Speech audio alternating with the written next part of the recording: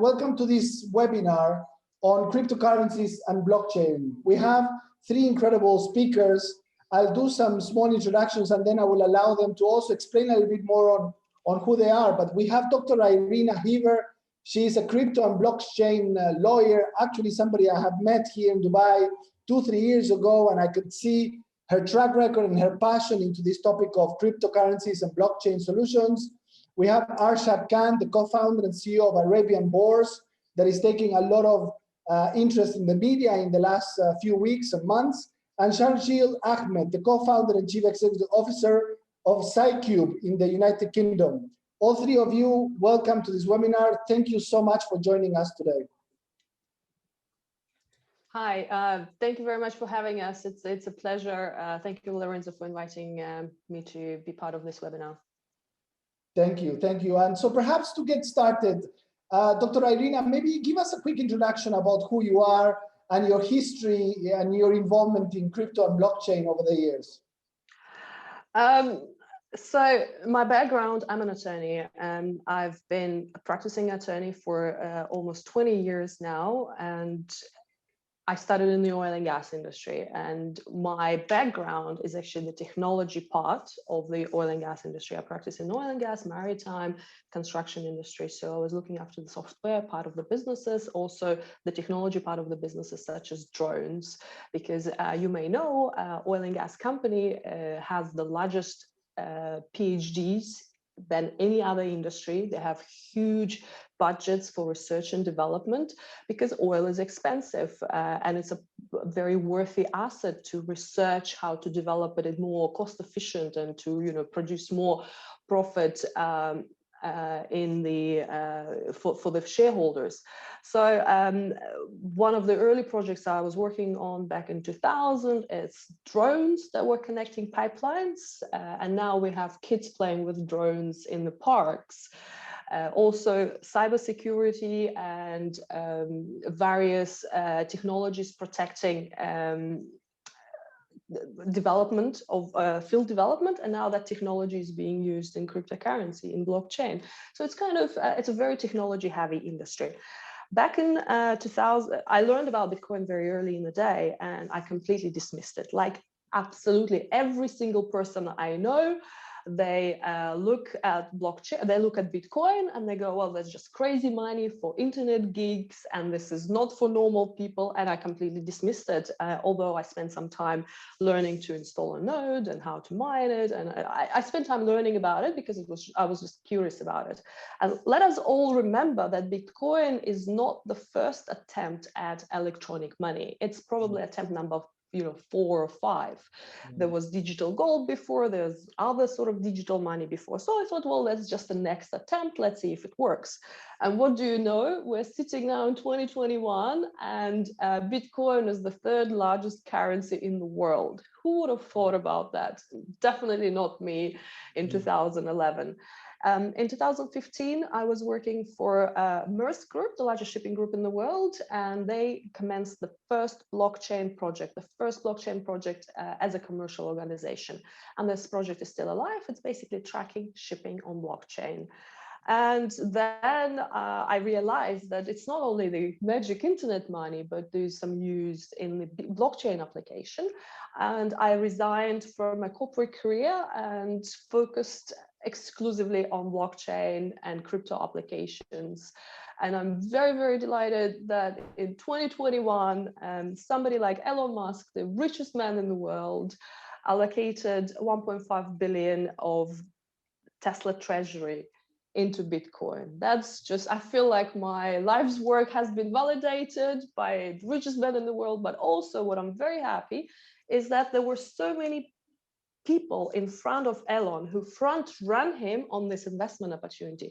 Never it happened where an ordinary people off the street like you and I front-ran the richest man in the world by investing into Bitcoin.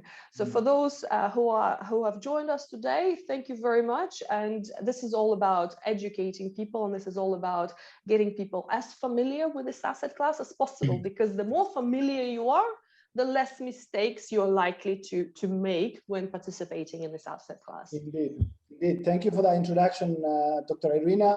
We look forward to your comments throughout this session. Arshad Khan, thank you so much for joining. You are running the Arabian Bourse. It's quite an interesting story that you are sort of pushing forward here in the region. Tell us a little bit more about Arabian Bourse and your involvement in crypto and blockchain solutions. Sure. Thank you, Lorenzo, for organizing this. I think it will be very informative for all of us to share ideas and the concepts, and then even hear from your participants if they have any particular areas that they any questions on. So before we get into our discussions, let me give a quick introduction about myself. I'm Arshad. I'm a co-founder and CEO of Arabian Bourse, which is an exchange being regulated by FSRA in Abu Dhabi Global Market. So we are aiming to be a fully regulated crypto asset exchange, or as virtual assets as they call it now, which should be up and running in the next few months, in the last stages of completing our setup. Before Arabian Bourse was conceptualized, I was of course, into exchanges. I am someone who eats, breathes, and sleeps exchanges. I have set up around 4 large commodities derivatives exchanges in the last 20 years, all regulated ones. The first one that I set up was in India way back in 2003, which is called as Multi-Commodity Exchange, MCX, regulated by the government of India. And that exchange became a phenomenon in India. It changed the complete commodities derivatives landscape, not just in India, but across the region. It's now, I'm proud to say it's now top 10 exchanges in the world in terms of daily volumes. So we stand with the likes of CME and LME, doing almost $20 billion a day in 80 commodity derivatives. Seeing the success of MCX in India, we got invited by government of Dubai in 2004 to set up Dubai Gold and Commodities Exchange, which was the region's first commodities derivatives exchange.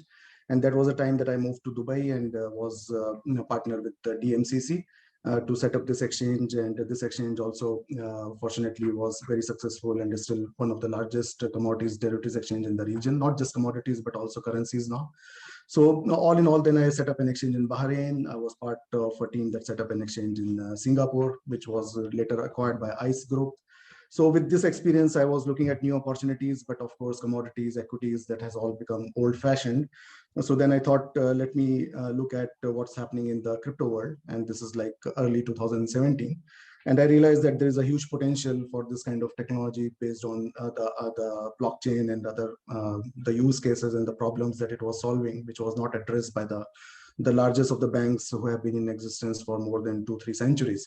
And that is the time that I realized that if this potential has to be harnessed further, then we need to set up a regulated exchange where trading and fundraising and storage of assets can be done in a more secured and more transparent manner. And that was the time that I started discussing with ADGM. They were also working on bringing regulations, which came out in 2018. We applied for the license. We got the approval in 2019. And now, of course, because of the last year, what happened across the world, the project got a bit delayed. But now I think we are back on track. And I think soon Arabian Bourse will be up and running. Excellent. Excellent. Perfect, Mr. Arshad. We look forward to your comments throughout, and very good. So Sharjil Ahmed, you're running Cybuke in the UK. Thank you again for joining, and tell us a little bit about your history, your background, and how you got involved into this. Thank you, Lorenzo. First of all, thank you for the invitation and organizing this webinar, which is definitely in need of an hour. Also, before I start, I must say you have a wonderful team at Creative Zone, very responsive, very professional team. So well done. Myself, my name is Sharjil Ahmed. I started my career as an investment banker.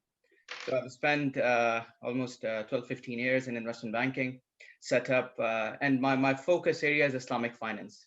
So very early, I started Islamic banking here in the UK.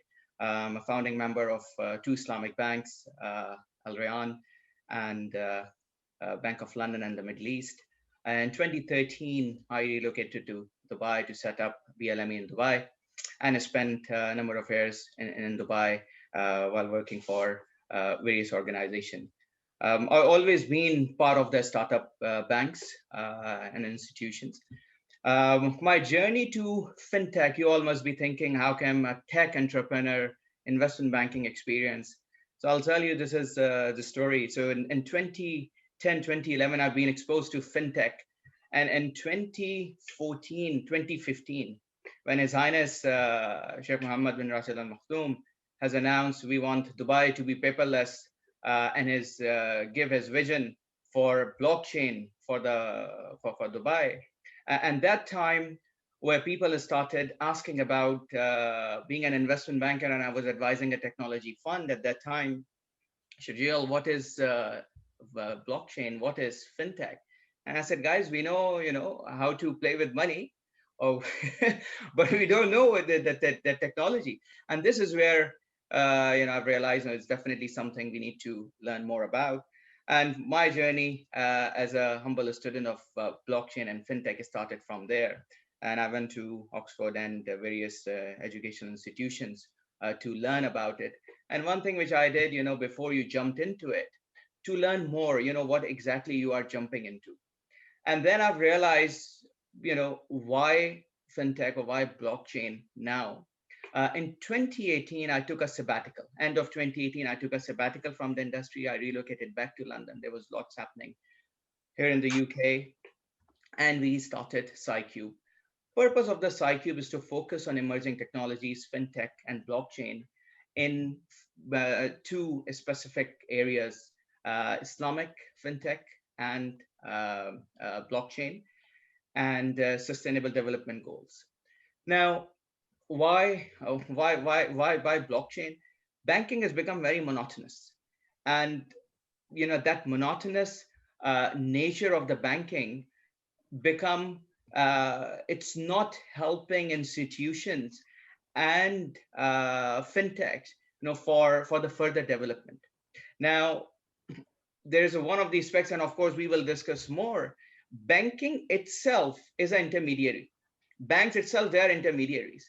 And this is what blockchain is bringing, where disintermediation. And this is where I thought, now is the time where we need to take Islamic banking industry, or generally, fintech or blockchain industry, Islamic financial industry, to the next level using emerging technologies such as blockchain. So that's my humble start and background. Excellent. Thank you so much for that, Mr. Sharjil. And in fact, to the audience, well, we have 120 people connected. There's quite a few good questions coming through already. I'm going to start raising some of those towards the middle of the webinar. But please, I encourage everybody to start putting your questions on the Q&A. So whenever we find some relatable questions, we will put them through to the panelists. So maybe, Irina, we can continue. I mean, 2021 has been a crazy year, as you were describing, with some of the milestones that we had. Elon Musk investing in Bitcoin, cryptocurrency prices have skyrocketed during 2021. I think the whole world went into a more digital world in the last few months due to the pandemic, and I think the financial industry and the cryptocurrency industry has benefited from this. How do you see what's going on right now in the whole industry of cryptocurrencies and blockchain? We want to really address both topics today in this webinar. Yes, sure. So 2020 has shown to us that governments are not very rational, and the decisions that governments make might not be the best to the benefit of the people. We have also seen that governments in 2020 has printed 1/5 of their currency supply. So 1 out of $5, francs, Australian dollars, dirhams, wherever you are, was printed in 2020. So what does that mean? That means that if you're sitting on a pile of cash, your pile of cash is 1/5 valueless. So of course, when you look at that, and when you look that the bank is giving you 0 interest on your deposits, and you look at property prices plummeting, and you look at the industrial real estate, commercial real estate, where do you put your money? Not with a view to profit, but with a view to preserve your wealth. And Bitcoin is one of those things that are limited in supply. They're only gonna be 21 million Bitcoin ever mined. And out of this 21 million Bitcoin, already something like 4 million Bitcoin forever lost, because people lose their private keys, people forget where they put it, their wallets, etc., hacks, and all sorts of, things that made that Bitcoin not available anymore. So you're talking about a limited supply of something very valuable and unlimited supply of cash, because there's nothing that limits a government from printing as much cash as they decide on the day and eroding our wealth. So a lot of very prominent, big, publicly listed company, MicroStrategy is one of them.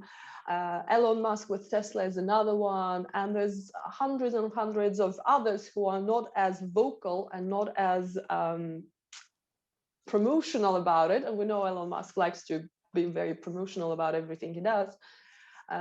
So there's lots of companies that are going into that with the interest to preserve their wealth. Also, individuals are heavily looking into or going into Bitcoin as an asset class with a view to preserve their wealth. So let's just take a step back and think what we have at the moment. There are several cryptocurrencies. There's something about, let's say, 7,000 cryptocurrencies, and there's Bitcoin. So for Bitcoin people like me, there's Bitcoin and shitcoins. And we can say that because this term is being used in the US Congress when hearings are being held on cryptocurrency regulation. So there's Bitcoin, and then there's everything else. And when everything else, so the second most popular is, let's say, Ethereum. Then there's stable coins, US dollar pegged, let's say USDT, Tether, etc., etc., etc. So there's a lot of cryptocurrency coins. Now we have blockchain applications. So blockchain, think of blockchain as a spreadsheet, is a very, very technologically advanced spreadsheet. That's all what blockchain is. It's keeping track record of whatever is happening. Lorenzo owes me $50. I owe Sharjil $10. So it's just basically a spreadsheet of all the record. That's all it is. That's blockchain. So a lot of governments and a lot of institutional in 2017 announced that 2018 is the year of blockchain and everything will be on blockchain. Health records, privacy records, how many fish we catch, how many mushrooms we grow, everything will be on blockchain and it will save the world. Well, there's been a bit too many promises and a bit too few deliveries. So blockchain for me is one of those overhyped technologies. In reality, it's a very boring technology. For some things, you don't even need to use blockchain. For some things, you should use an Excel spreadsheet or some sort of like another database. So these are the two sort of areas that are when we talk about crypto and blockchain technology. So I am very, very bullish on Bitcoin. I am super bullish on Bitcoin for exactly the same reason I just described, but I also like some alternative coins. For example, I like Ether a lot, although it's very overhyped because of the DeFi projects. And there was one of the questions from one of the audience, what do we think about Ether and the transactional fees on Ether? Yes, it's ridiculous. The fees are ridiculous because there's so much activity going on. Other coins I like Tezos, I like Cardano, I like USDT because it's a cryptocurrency pegged to US dollar, so it does not go up and down 20% every day, so it's not going to give you a heart attack. So there's a lot it's just basically how far do you want to go? My suggestion, if you want to start, buy $100 worth of Bitcoin, open an account at an exchange and start learning. Send it to your grandmother in Australia. You will see how easy it is. You don't need to go to a bank. You don't need to fill out any paper. You just one click of a button and it's done. Learn about cybersecurity, learn about protecting your addresses, learn about ops security. Basically, don't walk around and tell all your friends that you have, piles of Bitcoin sitting at home. Like, that's not a good idea, etc., etc. So there's a lot of things you should start learning before you go deeper into DeFi projects, which is very exciting, very interesting. Then you'll get your mind blown by NFTs, non-fungible tokens, etc., etc. It's basically how far do you want to go, but start somewhere. Excellent, excellent. Arshad, we have a few questions that are maybe geared in your directions. One question says, are banks crypto friendly in the UAE? There is information that banks reject transactions too from crypto exchanges. How has sort of the UAE embraced the whole crypto world? Okay, so let me first talk about how friendly the banks are for the crypto world. So see, if you look at UAE, there are two crypto worlds that are existing in UAE right now. One is a crypto world which has nothing to do with regulations, no proper licenses, no professional team running them, no regulatory framework under which they're operating. But although they go around and talk that they are the best regulated and they are under some kind of regulatory framework somewhere in some part of the world which nobody knows, and they are promoting themselves openly, offering margin trading, and so many like sops around that you can become and get lured by those kind of marketing promotions. So for those kind of crypto world, of course, banks are not very receptive because they know what's the risk at the end of the day.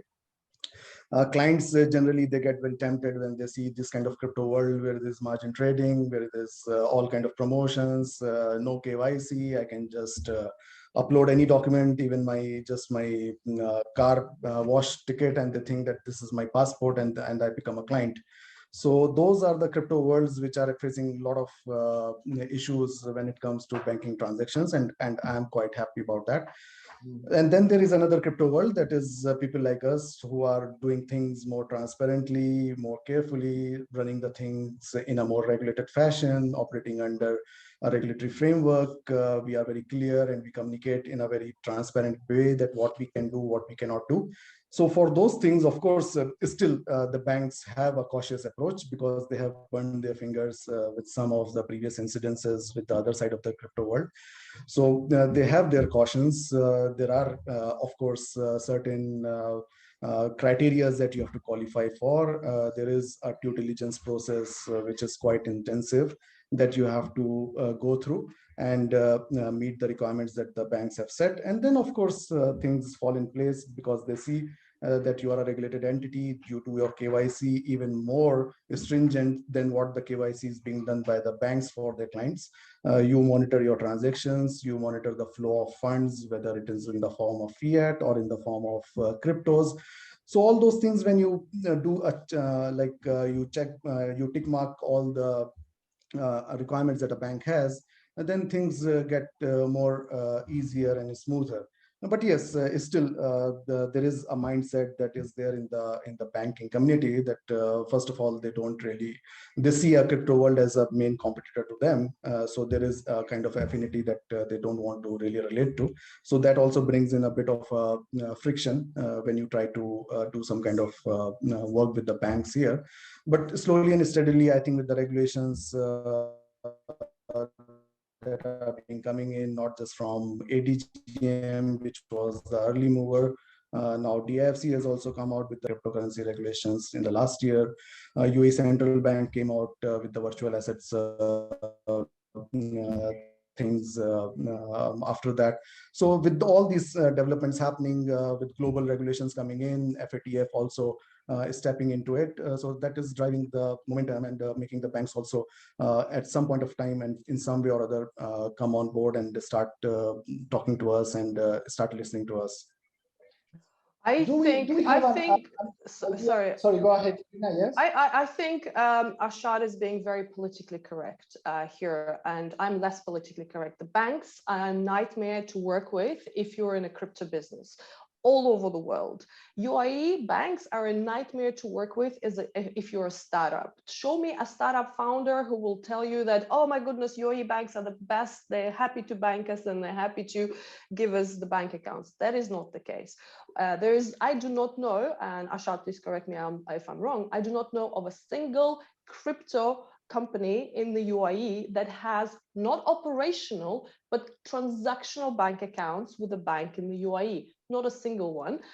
Even those who are regulated already and licensed in ADGM, they still do not have, I'm not talking operational where you pay salaries and the leases from. I'm talking about the transactional ones where people used to enter into, where your clients deposit money to buy crypto. The banks are very challenging, is an understatement all over the world, unfortunately, for the crypto and blockchain industry. That's true. That's true. Yes, I agree to that. Only thing is, banks have burned their fingers. So they have really been taken on the wrong side of things because of the all unregulated people that jumped into this business and tried to create an overnight party with this thing. So I don't really blame the banks. Of course, the regulators are also not very clear whether banks can do crypto or cannot do crypto. So that also clarity needs to come. But once that comes, I am seeing a positive. At least 6 months back or a year back, banks don't want to even have a conversation, but at least they are now open to having a conversation, listening to you that, okay, you have a regulatory framework, you are doing your KYC, how you're doing. So there are some positive dialogues that are happening, and we are making good progress with the banks on if I can say about our business. Sharjil, are the banks adapting fast enough? What's your take on this? Yeah, I think just what my colleagues have mentioned, I think we need to look at it, the balance here as well. So to be fair with the banks, and I'm not advocating banks here, I think there are a couple of things which industry needs to understand. You know, if you're looking at it from the bank perspective, of course, banks' main objective is to protect investors' money. And regulators, if you look at it from regulators' perspective, regulators' key objective is to protect financial system, financial institutions, and of course, more importantly, consumers and customers' financial protection. Now, if we are looking at it, blockchain industry, first of all, we need to take one step back and think about it, from where the blockchain industry arises, right? And this is the best example. So being a whole career is spent in investment banking, Islamic banking. So when I started talking to my colleagues, guys, I'm working on a tech venture, and we are working on blockchain. You will be surprised. What was the first reaction, Sharjil? We were not expecting this from you. You were one of the advocates, ambassador of Islamic banking, and you are talking about blockchain. I said, what happened? What I've done wrong? So I said, Bitcoin. I said, first of all, of course, I don't go get into, what is ethically allowed, what is not allowed. But the perception is this is wrong, right? This is not, you are not doing something right. So then I've explained them, right? What is Bitcoin? I've asked them, what is Bitcoin? And in fact, from the audience as well, and I think it would be good, we have more than 100 people in the audience. Please, just tell us as well, how many people think Bitcoin and blockchain, they are the same thing, or are they different? Right? The perception, the mindset is they both are same. They are not. Blockchain is an industry. Blockchain is a whole technology. Bitcoin is one of the application built on blockchain, right? And then, of course, you're talking about various cryptocurrencies, which, of course, we will discuss. So with regards to financial institutions, yes, we have seen a lot of scams. And I think, and this is as Irina, as Dr. Irina has mentioned, banks are reluctant, yes, but for the very same reason. And I think there is more, I'm not saying more regulation requires, but I think more institutions like Arabian Bourse requires, who can support investors, who can build investor confidence. So, and again, another example, old friend of mine, ex-colleague, contact me, Sharjil, you are into blockchain. Yes. You know what? I'm launching my own Bitcoin. My own cryptocurrency. I said, you are launching your own cryptocurrency? How?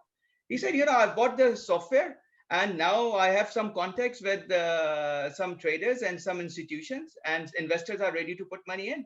I said, but how are you going to sustain? How you are going to balance your funds? Where you're going to invest?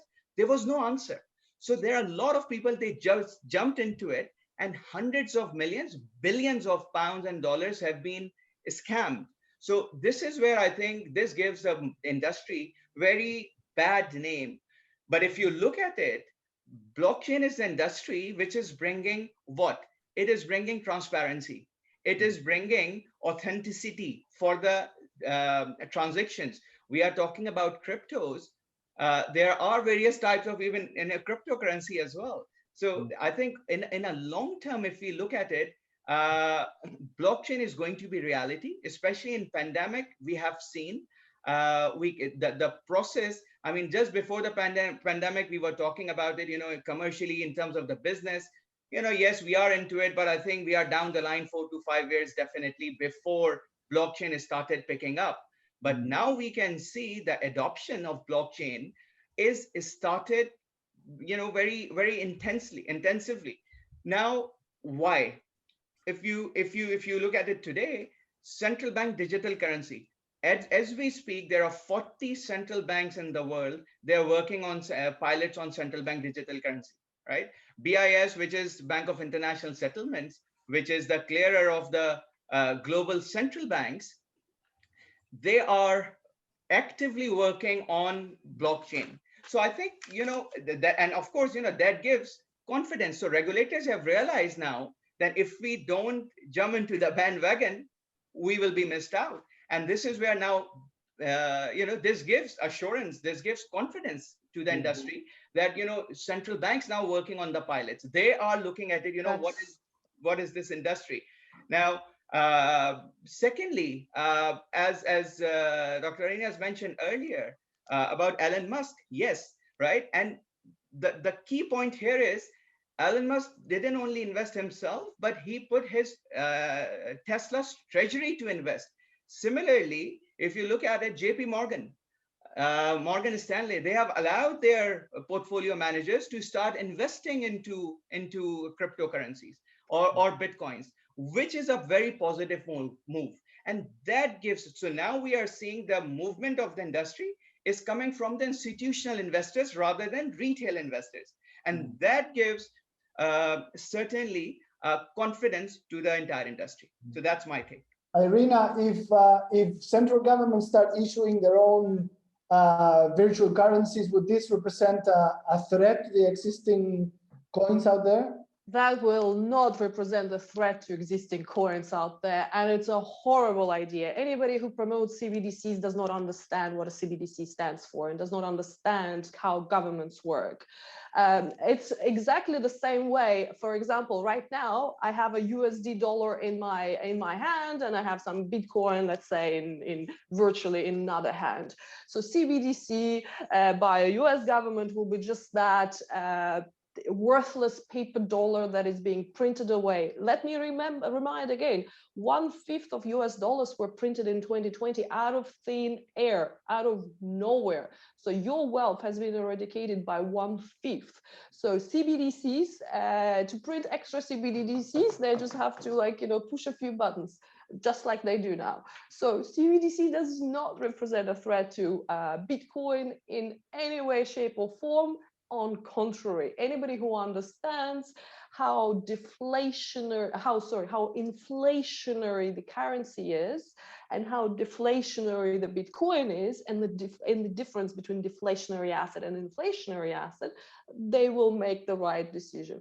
But CBDCs will be used by governments as the means of surveillance, control, and shutting down anybody who does not agree with the government. It's a horrible idea, horrible for privacy, horrible for human rights, just horrible. Sharjil, any comments back on that? No, it's I understand where she's coming from, but what my point is, it is the supportive to the industry, right? I mean, what the inflationary and deflationary pressure you're talking about, Dr. Irina? Yes, I mean, even if we are talking about in cryptocurrencies, yes, I am a supporter of cryptocurrency backed by assets. That will be the real economy we will be talking about, right? Where crypto is backed by assets such as gold, could be by real estate. We are very soon we will start seeing these non-fungible tokens as well, where you can literally digitize, can tokenize any asset, and that would be supportive to the industry. right? But if anyone is just coming about out of the blue and launching their crypto and saying, oh, this is my crypto, based on what? So that, I think it's very important, and I'm talking purely from the investor's point of view, and needs to take the industry forward. Otherwise, industry won't move forward, and we will stuck in the dilemma, whether to invest or not to invest. And I think we need more, we need to institutionalize it more. Again, institutionalizing doesn't mean centralizing. Institutionalizing means creating more a structure for the investors to protect their investments. Arshad, do we have Just a sense of the total market cap in the cryptocurrency world, or in Bitcoin? Is there something that we can compare it about? Or how much is it being invested in the Middle East, let's say? What sort of penetration are we talking about? What's the room for growth going forward? room is huge, and you see, we are still at a very, very nascent stage of cryptocurrency, or let's say virtual assets revolution, not just in the region, but globally. And with all the regulations falling in place, and with more awareness and right knowledge being spread out, people are able to take a decision whether this coin is a shit coin or this coin is worth something. Does it have a business case behind it? What kind of technology it uses? What kind of consensus? Who are the promoters? So if that kind of awareness is coming in, people are able to take some kind of more informed decisions, which was not the case before. I think the adoption will certainly increase, and as we are seeing, the adoption is increasing. There is a mass interest that is coming in, not just from people who are like in their 30s or 40s, who understand financial services and instruments and products. I am seeing personally there is a much bigger and greater demand from much younger population, and that's what I think I like about the crypto world, because this world is really creating entrepreneurs, or you can say the millionaires and billionaires and fintechs at a very early age of their career. I have seen people who have not even completed their schooling, and they are already involved in the crypto side of it. They are either staking coins, or they are mining, or they are investing, and they are the people who are actually putting some kind of sense in the moms and dads in their house, who are still very much averse about the idea of crypto, because they still believe that something that does not exist physically in my wallet has no value, which I think is being taken away as this kind of awareness is being built up from grounds up. Before, we used to see that awareness used to come from top to down, but now I think it's going in the reverse direction, and that's something I would say is very positive and very encouraging when we see the crypto world. And that's what I believe in. The adoption is massively increasing. I get like hundreds of calls a month. How can I open the account? How can I trade? How can I transfer money? What are the good wallets to use? Which are the cryptos that are worth what they claim themselves to be? And this is more, I would say, out of these hundreds of calls, 60-70% are people who are in their either teenagers or in their early 20s, and that's what really excites me. And I think because of that, there is a huge future, because I think very soon the generation will move from the current decision makers to the next in line, and I think there we will see the real shift from the fiat world to the virtual assets world. Now, Dr. Irina, what other opportunities would you say exist out there in this cryptocurrency world and blockchain world for startups and entrepreneurs? I mean, we've got 170 people looking at this webinar right now. Many of them are creative own clients. They own their own businesses. They're startups. Aside of trading, let's say, and yes, opening a trading account and starting trading on some of these Bitcoins and cryptocurrencies, what investment ideas, what business ideas are there in this world of cryptocurrencies? I think the opportunities are endless, absolutely endless. And I absolutely love what Arshad said, that the young people, they don't want to go to a bank wait in line for 6 hours to open a bank account. They want to grab their phone, they want to download a wallet, here you go. They're banked and they can participate in international commerce just like this. Takes under 1 minute to get a wallet and to be banked, to receive fees for their services and goods, and to send crypto to purchase somebody else's services and goods. So I think the opportunities are absolutely endless. Let me also remind you that less than 1.3% of the world's population is holding crypto. Less than 1.3%. So when people are telling me, oh, I'm too late to the party, I always answer, no, you are so early. The party has not even started yet. So how do you take advantage of that amazing area of growth? 1.3%, huh? Remember that. I do not know. Your entrepreneurs are the smartest people. They know best how to leverage crypto, blockchain, emerging technologies such as AI for their businesses. But they have to start somewhere. And to start, you need to educate. You need to understand what Bitcoin is. You need to play with it. You need to do some research on other coins. You need to understand what a smart contract is, because if you understand smart contract, you understand DeFi, decentralized finance.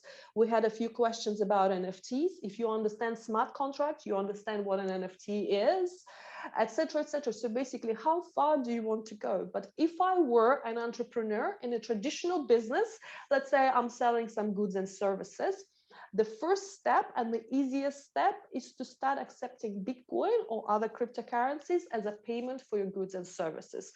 This way, what it makes you do, open an account with an exchange or a crypto wallet, start receiving fees, start in crypto. So that means you have to learn what to do with it, how to manage it, how to protect it, etc., etc. So I would advise that to be a first easy step. And once you realize that it's actually super easy, it's actually a 15-year-old can do that, then you can start getting ideas. How can I build on that? How can I how can I improve my business? Because all the businesses are different. For example, I'm a lawyer, I'm selling legal services. Very easy. I'm selling legal services in cryptocurrency. I don't want any fiat money. I want cryptocurrency. Why? Because Bitcoin is the best performing asset of the last 10 years. I think, and I'm sure Arshad will know the numbers much better than I am. I think over this year alone, the return was something like 300%. So whatever fees I received for my legal services, let's say early in the year, now I have that plus 300%. How good is this? I think it's pretty good. So if you're an entrepreneur who just want to start with that. Sell your goods and services for crypto. Then you can learn about staking, then you can learn about DeFi, then you can learn about NFTs, and you make informed decision. What about this concept I've heard of startups tokenizing themselves and using cryptocurrencies as a way of funding themselves and raising seed funds and investors? Sharjil, do you have any experience on this?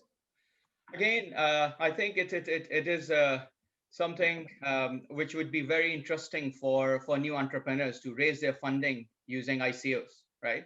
One of the biggest issue entrepreneurs normally face, how to raise funding, right? They go to various venture capitals.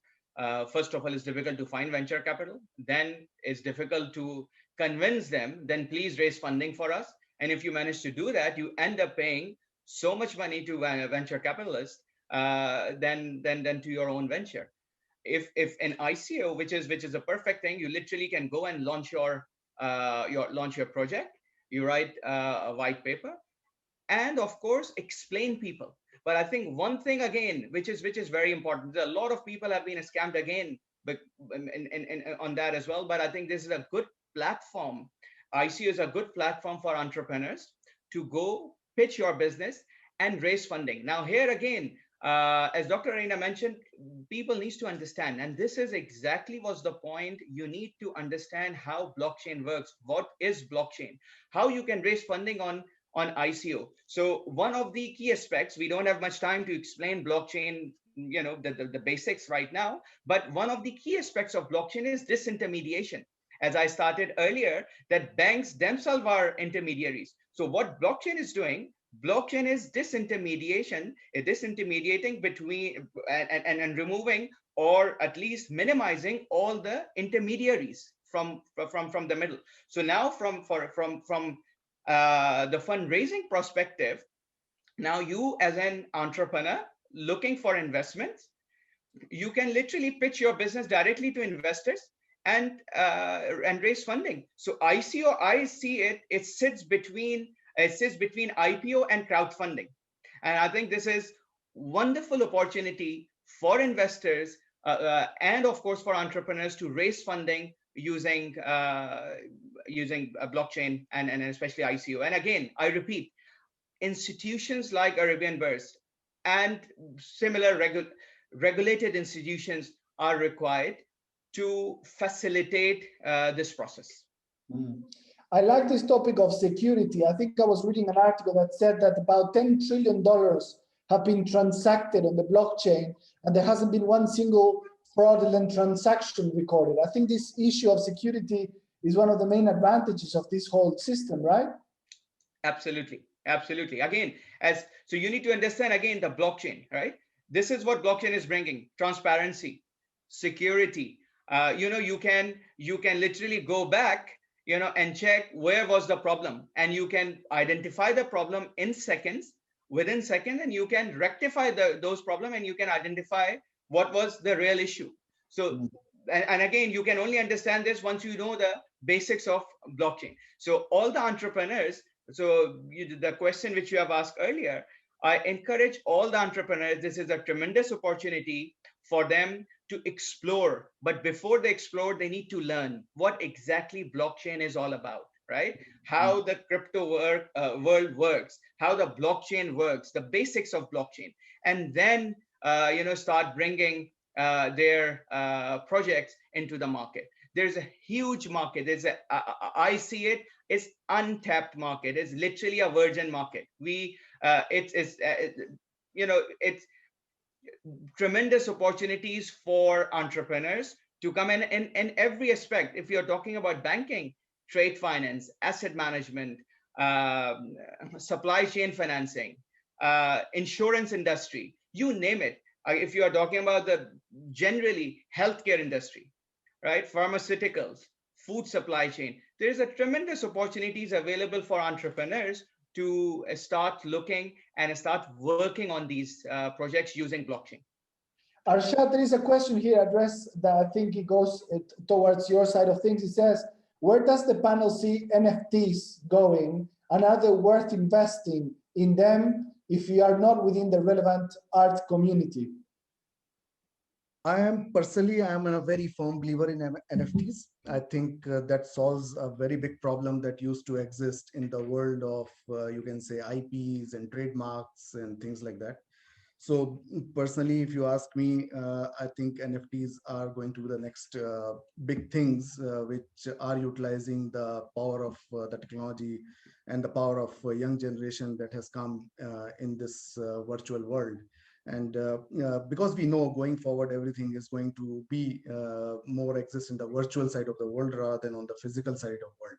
So it just started with the currencies. I think that storm itself has taken so many things in its wave, and the next thing that is going to get quite positively affected is NFTs, and those can be in anything, in music, in images, in videos, or in art, or anything. I think this is going to really reshape the whole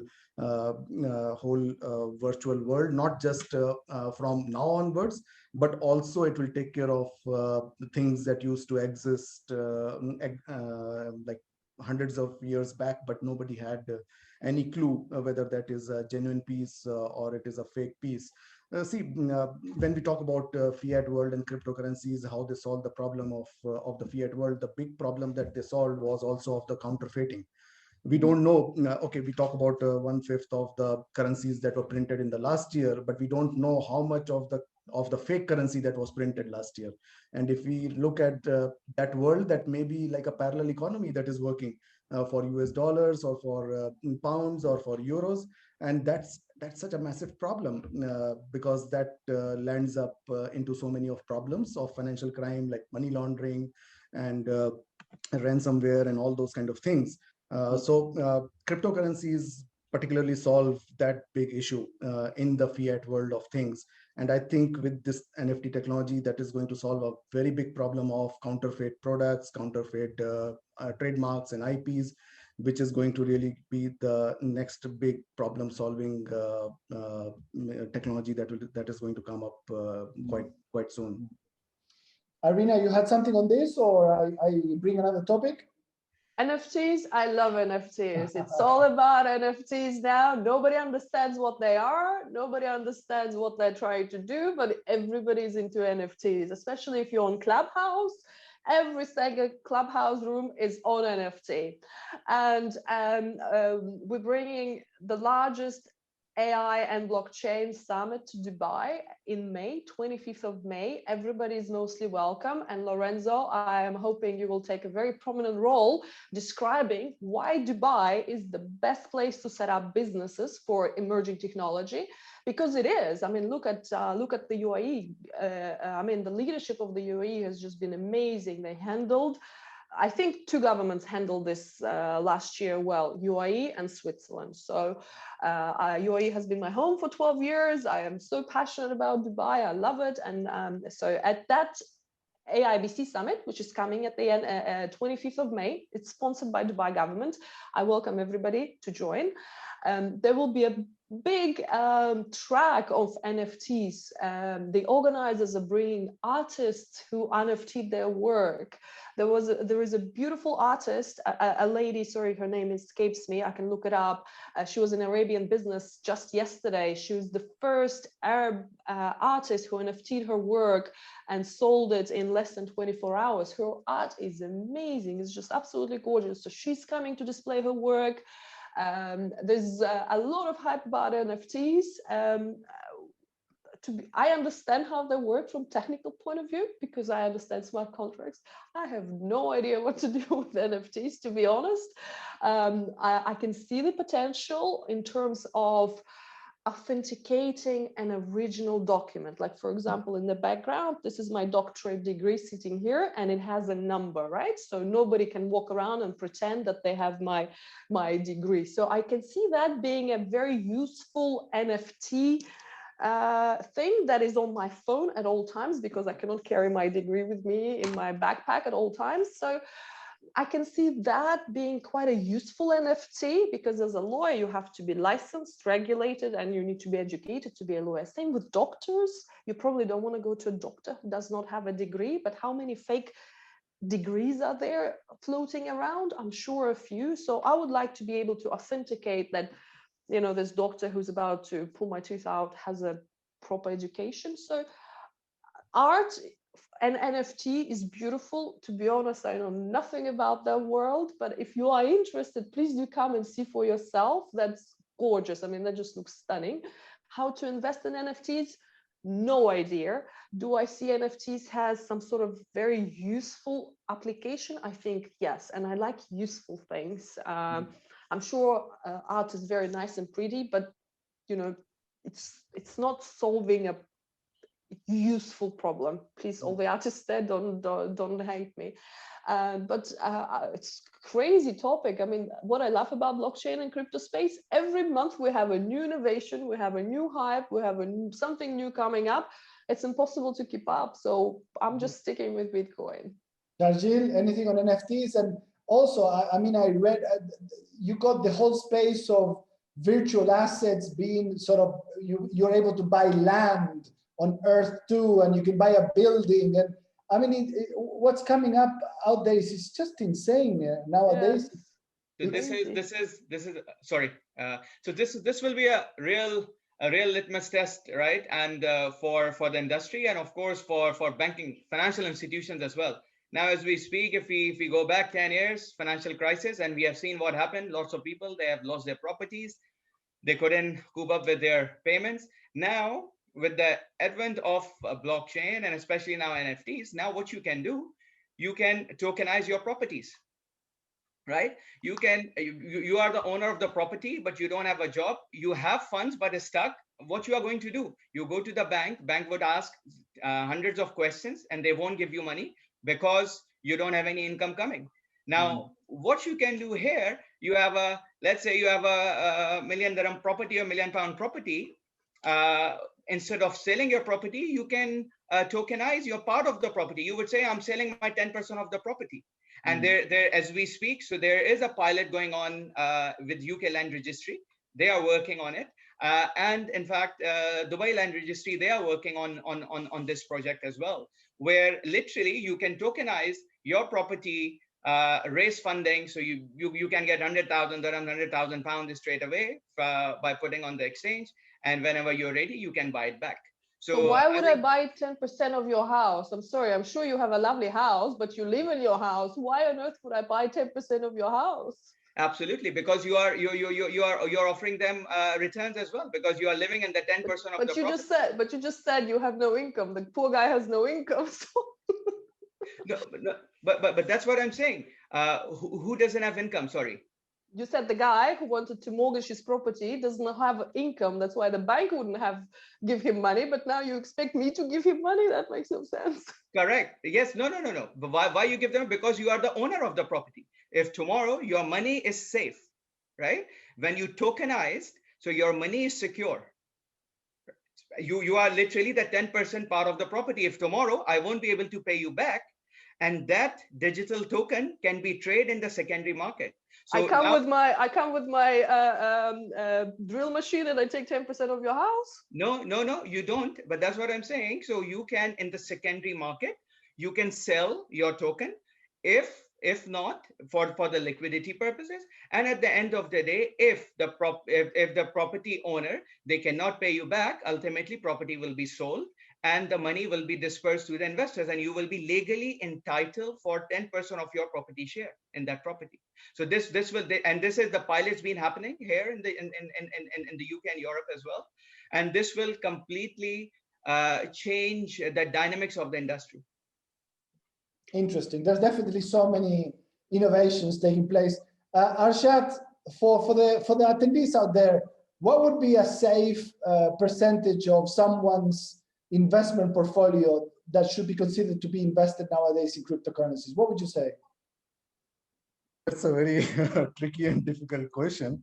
It depends on whatever we say. Of course, crypto has been the best performing asset, particularly the Bitcoin and the other altcoins who have been doing very well in the post mid-corona to post-corona period. I don't know whether we can say post-corona right now or not, but depends on which part of the world you are. Sometimes it seems that you are in post-corona stage.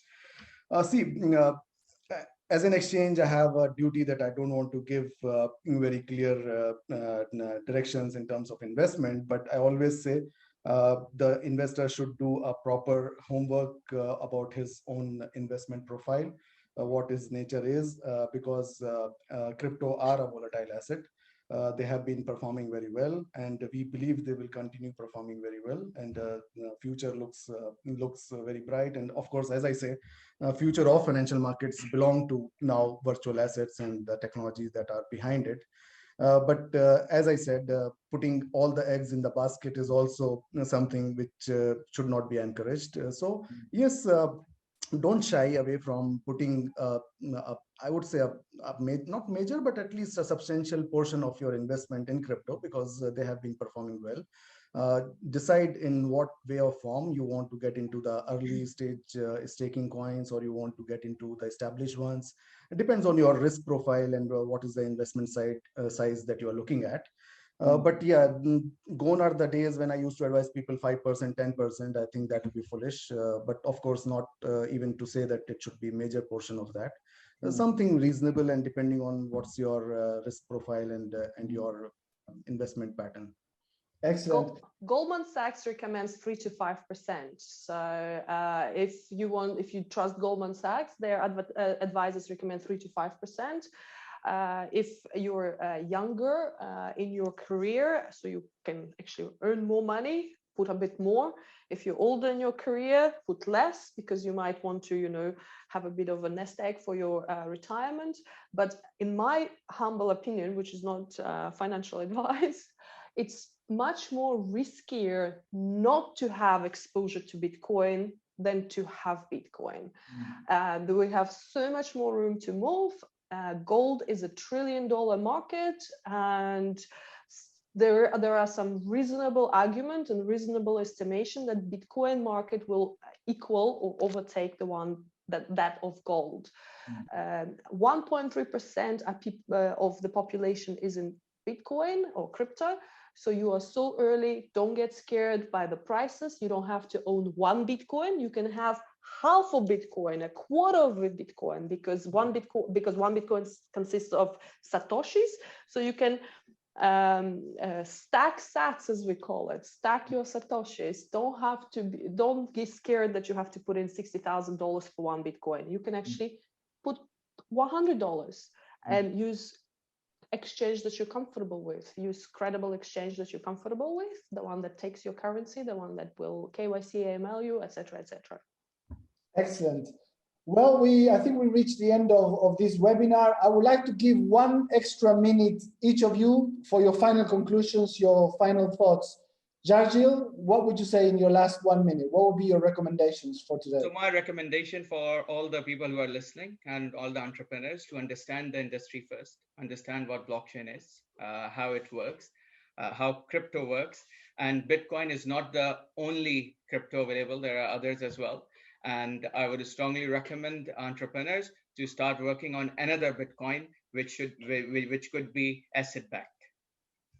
Excellent. Arshad, your comments? My comment is create awareness, learn about this industry.